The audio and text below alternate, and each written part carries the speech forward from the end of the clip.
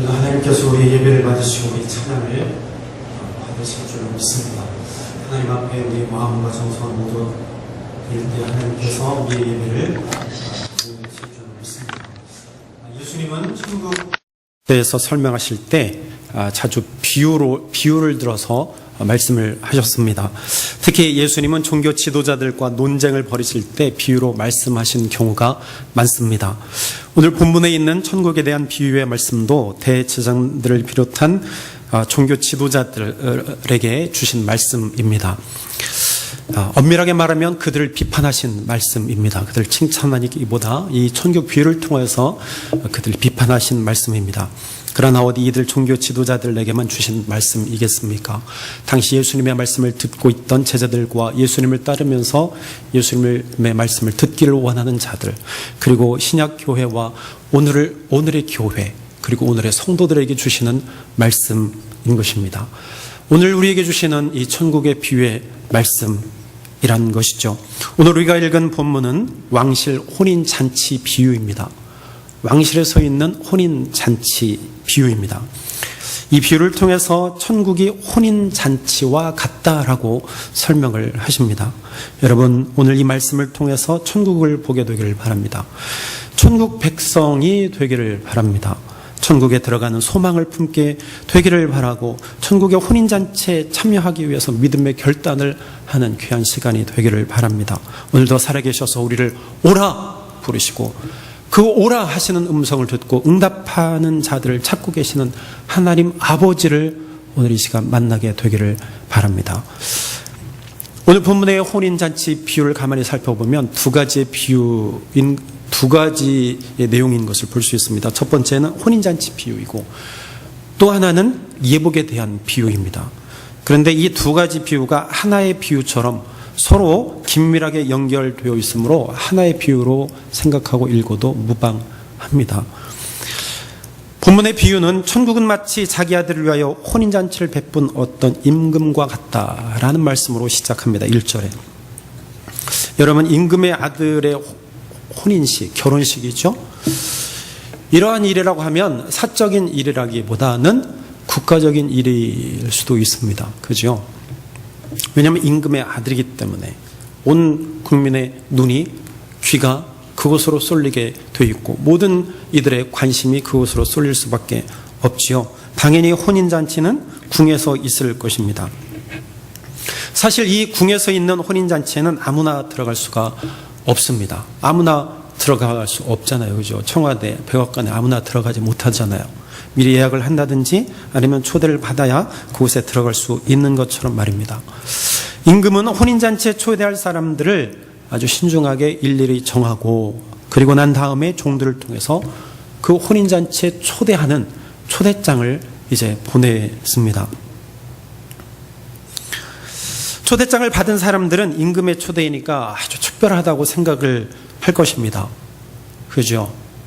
다른 누구도 아닌 왕에게 초대장을 받았으니 특별하게 생각할 것입니다. 혼인 날짜가 되어서 임금은 다시 종들을 그 하객들에게 일일이 다 보냅니다. 마침내 그들이 왔습니다. 그날입니다. 혼인 날이 되었습니다. 라고 임금은 종들을 하객들에게 보내서 그렇게 알렸습니다. 하객들이 타고 올 가마나 마차도 보냈을 것입니다. 초대받은 사람들은 임금으로부터 초대를 받아서 내가 궁으로 들어가니까 아주 멋지고 아름다운 옷을 지어서 만들어서 혹은 빌려서 가야 한다는 것이 일반적인 생각일 것입니다. 아주 들뜬 마음으로 예복을 준비할 것이고 옷을 준비할 것이고 또 귀걸이, 또 팔걸이, 또 발목걸이라든지 여러 가지 치장들을 준비할 것입니다. 그리고 그것을 준비하면서 내가 임금으로부터 내가 초대를 받았다. 내가 임금으로부터 초대장을 받았습니다. 이렇게 자랑하지 않았겠습니까? 그런데요, 예상 외의 일이 벌어지게 되었습니다. 초대받은 사람들이 시큰둥한 반응을 보였던 것이죠. 전혀 생각하지 못한 일들이 일어났습니다. 임금이 초대한 그 초대를 거절한 것입니다. 뭔가 착오가 있었던 거 아닌가 싶어서 임금은요, 제차 종들을 그 사람들에게 다시 보냅니다. 그러면서 이렇게 말합니다. 본문 4절에 초대받은 사람들에게로 가서 음식을 다 차리고 황소와 살찐 짐승을 잡아서 모든 준비를 마쳤으니 어서 잔치에 오시라 하라. 임금의 말을 전하는 종들의 말을 들은 그 초대받은 사람들이 이번에도 또 거절을 했습니다. 여러분, 오늘 이 비유는 천국에 대한 비유라고 제가 말씀을 드렸습니다. 천국은 하나님 나라를 가리킵니다. 성경은 하나님 나라를 천국 잔치로 묘사할 때가 많습니다. 천국을 하나님 나라를 말씀하실 때 잔치의 비유를 들어서 말씀하신 경우가 많이 있습니다. 구약 성경에도 보면 이런 말씀이 있습니다. 이사야 25장 7절 8절에 보니까 또 주께서 이 산에서 모든 백성이 걸친 수의를 벗기시고 모든 민족이 입은 수의를 벗겨서 없애실 것이다. 주께서 죽음을 영원히 멸하신다. 주 하나님께서 모든 사람의 얼굴에서 눈물을 말끔히 닦아주신다. 그의 백성이 온 세상에서 당한 수치를 없애주신다. 이것은 주께서 하신 말씀이다. 여러분, 하나님의 잔칫날은요, 모든 사람이 걸친 수의를 벗겨주시는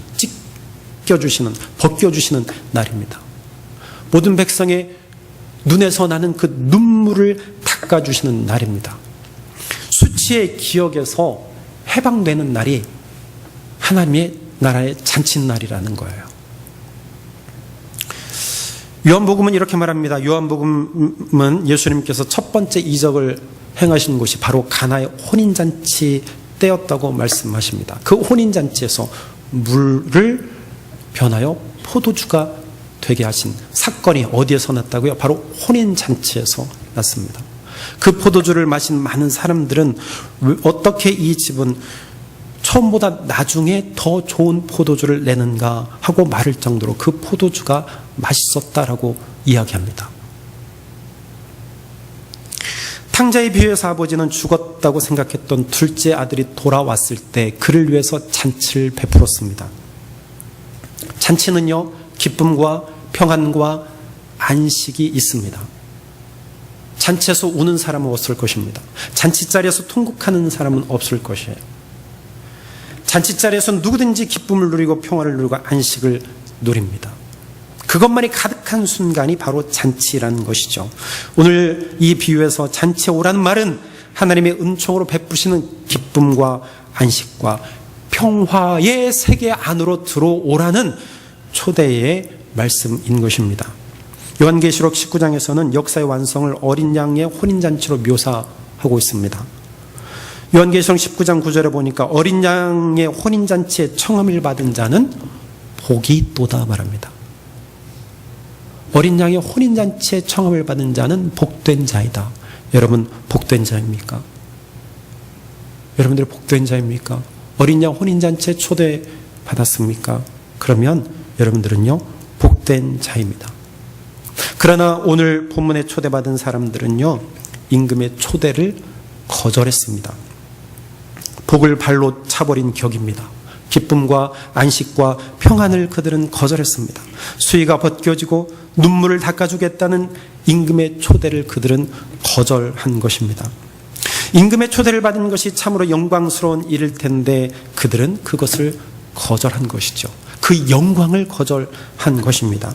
본문 3절에는 그들이 이렇게 말합니다. 그들이 본문 3절에 표현하기를 그들이 오기를 싫어하거늘 이렇게 평범하게 말하지만 본문 5절에 보면 이렇게 말합니다. 그들이 돌아보지도 않고 말합니다. 돌아보지도 않고. 이것을 새 번역에는 이렇게 번역해 놓았습니다. 초대받은 사람들은 그 말을 들은 척도 하지 않고 말했어요.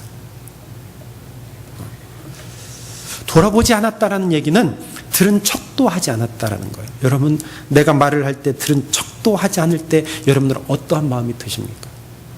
여러분들의 아내가, 여러분들의 남편이, 여러분들의 자녀가, 여러분들의 부모가 나의 말에 들은 척도 하지 않는다. 여러분, 그때 심정이 어떻습니까? 당연히 속이 부글부글 끓겠죠. 내가 저 사람하고 사는 이유가 뭘까? 그런 생각 안 드십니까? 근데 그 초대받은 사람들이 임금의 초대에, 그리고 임금의 초대를 전하는 그 종들의 말을 들은 척도 하지 않았습니다. 여러분, 이것은 종들의 말을 들은 척하지 않은 것이 아니고 바로 임금을 무시한 겁니다. 종들의 말을 들은 것이 아니고 바로 임금의 말을 듣지 않은 것입니다. 임금의 초대에 거절한 자들은요, 왕을 왕으로 모실 생각이 없었던 것이죠. 왕을 왕으로 모실 생각이 없었어요. 저 사람은 나의 왕이 아니다.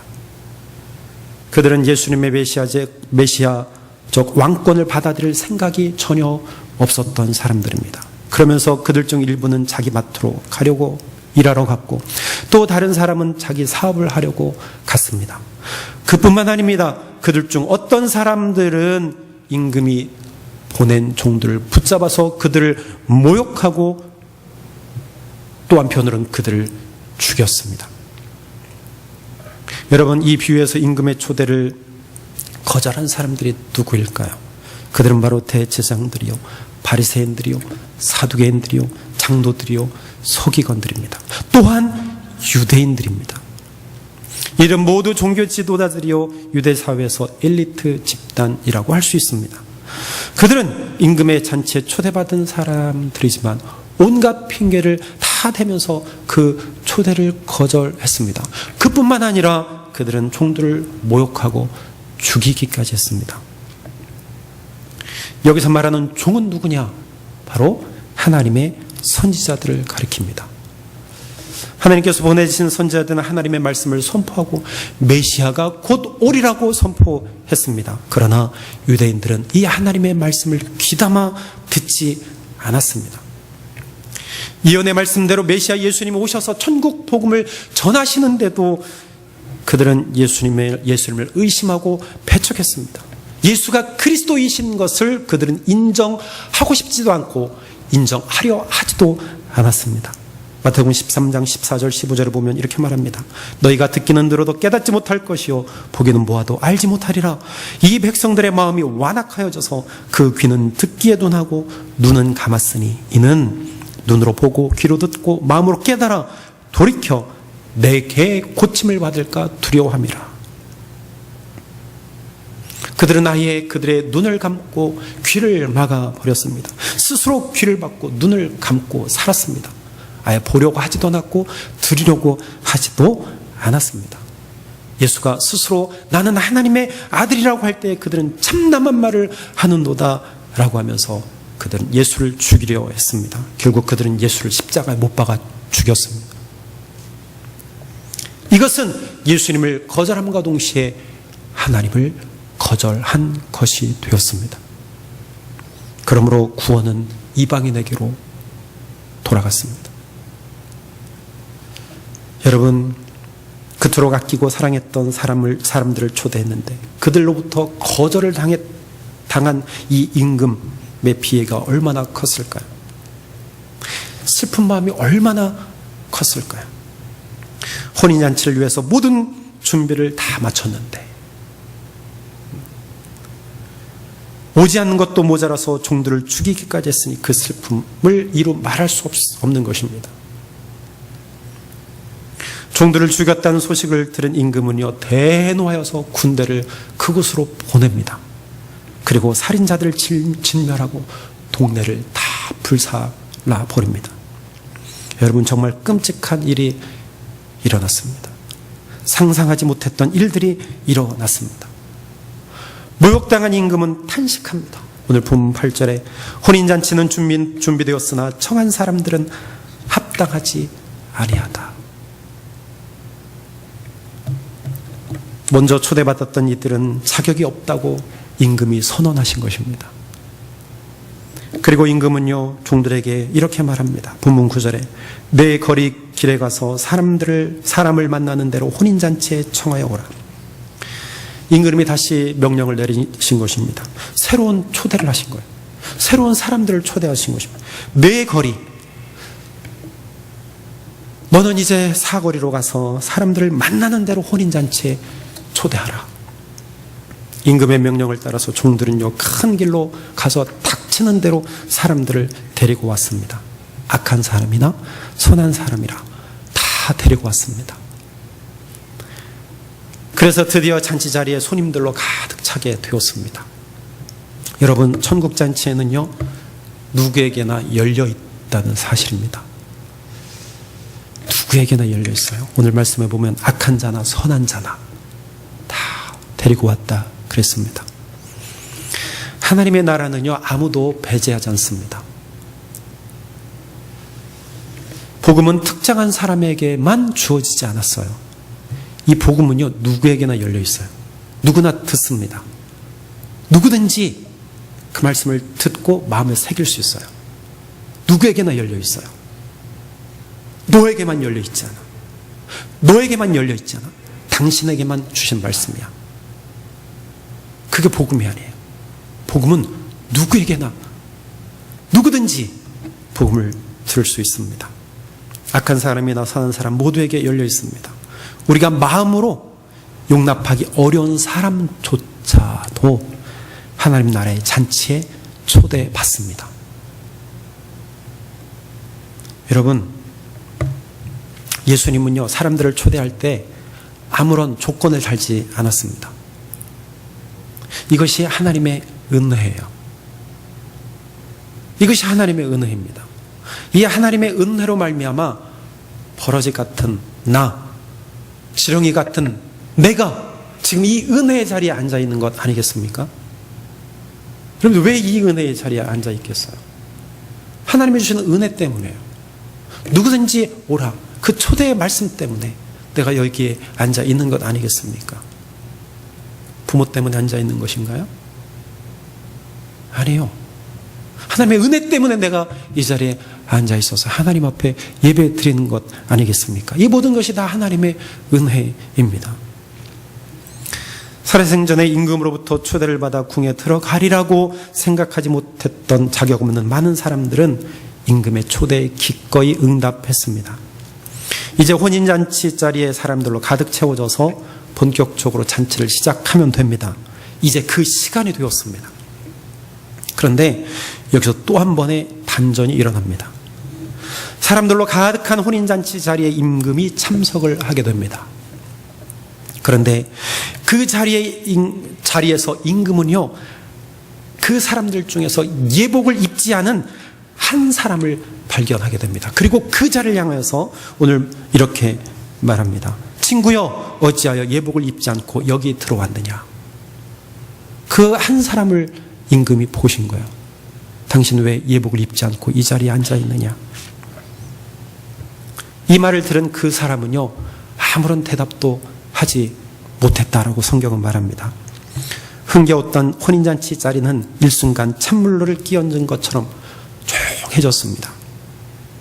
모두가 숨지고 있는 그 순간 임금은 명령을 내립니다. 오늘 본문 12절에 그 손발을 묶어 바깥 어두운 데에 내던지라. 거기서 슬피 울며 이를 갈게 되리라. 이 임금의 명령이었습니다. 예복을 입지 않은 그 사람은 억울할 법도 합니다. 이제 억울하죠. 왜 억울합니까? 길을 지나가다가 누군가 불러서 그냥 혼인잔치에 앉았을 뿐인데 예복을 입지 않는다고 손발에 묶여서 내쫓김을 받았으니 억울하지요. 먼저 초대장을 받았다면 예복을 내가 준비할 수 있었던 것 아닙니까? 그런데 그것도 아니었어요. 통탄할 일이죠. 날벼락을 맞은 거나 같습니다. 다른 손님들은 어떨까요? 다른 손님들도 다 마찬가지였습니다. 길을 가다가 그냥 다 불려온 사람들이에요. 그냥 거리 지나가다가 부르니까 다 따라온 사람들 아니겠습니까? 그런데 그들은 또 언제 또 예복을 입고 있었던 것일까요? 왜 나만 입고 있지 않았던 것일까? 여러분, 성서학자들에 의하면 당시 풍습에는 잔치에 들어올 때, 잔치에 참석할 때 예복을 미처 준비하지 못한 사람들을 위해서 그 잔치 자리 입구에 예복을 미리 준비해 놓았다고 합니다. 이러한 사실로 미뤄볼 때 예복을 입지 않은 사람은 그 입구에서 당신 이 예복을 입어야만 들어갈 수 있습니다. 이 예복을 입고 들어가야만 합니다. 하는데 그 앞에서 그것을 거절한 거예요. 그리고 그냥 들어가 앉아 있었던 것이죠. 여러분, 이러한 행위 또한 초대한 임금을 모욕하는 것이나 마찬가지라는 것이죠. 이 사람은 앞서 임금의 초대를 거절한 사람들과 똑같은 사람들이라는 것입니다. 그러면 여기서 말하는 예복은 무엇을 의미하는 것일까요? 혼인잔치에 초대를 받아서 혼인잔치 자리에 왔다고 해도 예복을 입지 않으면 손발이 묶여 바깥 어두운 데로 쫓겨나게 된다는 사실에서 이 예복이 얼마나 중요한지를 알 수 있습니다. 여러분, 세례 요한은 사역을 시작하시면서 가장 먼저 하신 말씀 여러분들 다 아시죠? 회개하라, 천국이 가까웠느니라. 예수님도 사역을 맨 먼저 시작하시면서 가장 먼저 하신 말씀이 무엇이라고요? 회개하라, 천국이 가까웠느니라. 세례 요한도 예수님도 동시에 회개하라, 천국이 가까웠느니라 선포하셨습니다. 그러므로 여기서 말하는 이 예복은 하나님 가까이 있는 하나님 나라 전에 해야 할 일, 그지 뭐냐? 회개라는 거예요. 그러므로 여기서 말하는 예복은 바로 회개를 가리킵니다. 회개는 하나님을 향해서 자신을 전적으로 돌이키는 것입니다. 전적으로 하나님을 신뢰하고 의지하는 것입니다. 하나님 옆에 엎드려 자신이 죄인임을 고백하는 것이 바로 회개입니다. 그리고 이 회개에는 이제는 내가 하나님의 뜻에 따라서 하나님의 뜻에 따라 전적으로 하나님 말씀 따라 내가 살겠습니다 라고 하는 결단이 포함되어진 회개입니다. 회개한 자가 하나님의 뜻을 살겠다고 결심할 때 비로소 그곳에서 회개에 합당한 열매가 맺게 되는 것입니다. 회개에 합당한 열매를 맺는 것이 바로 의로운 삶이고 믿음의 삶이라는 것입니다.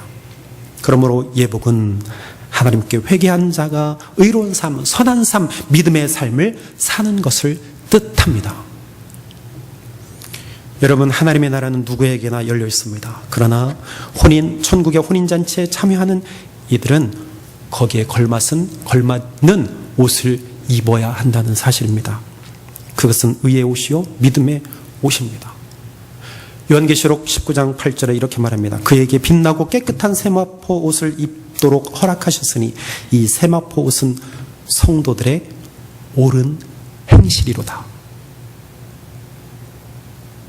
옷이 옳은 행실이라고 우리에게 말하고 있습니다. 믿음의 사람들은 그의 삶 속에서 옳은 행실이 나타나야 합니다. 의의 행실이 드러나야 합니다. 성경은 구원이 믿음으로 이루어진다고 해서 믿음만을 강조하지 않습니다. 그에 따른 믿음의 행실도 함께 강조하고 있습니다. 야고보는 믿음과 행함이 하나가 되어야 한다고 강조하고 있음을 우리가 기억해야 합니다. 삶 속에서 옳은 행실이 드러나는 것이 바로 믿음을 증거하는 것입니다. 여러분, 초대받았다는 사실에만 기뻐해서는 안 됩니다. 초대받은 자로서의 삶을 살아가야 합니다. 회개에 합당한 열매를 우리의 삶 가운데서 맺어야 합니다.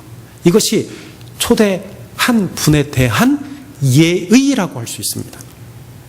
하나님을 믿는다는 것은 영원한 생명에 대한 강렬하고 거룩한 열망이며 구원을 향한 열망이라고 할 수 있습니다. 이러한 열망으로 우리가 살아가는 세상에서의 익숙함에서 벗어나 하나님이 원하시는 의의 열매를 맺으며 살아가는 자만이 천국의 혼인잔치에서 쫓겨나지 않습니다.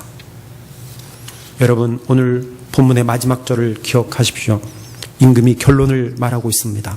청함을 받은 자는 많되 택함을 입은 자는 적다. 우리에게 말씀합니다. 하나님이 이 세상 모든 사람들을 천국 혼인잔치에 초대하셨습니다. 그러나 모두가 기쁨과 평화의 천국잔치에 참여하도록 선택받지 못할 것임을 말씀하고 있습니다. 초대를 받고 난 후에 응답을 하느냐 마느냐는 그 사람의 결단에 달려 있습니다. 또한 천국잔치에 참여할 예복을 입느냐 마느냐도 그 사람의 결단에 달려 있습니다.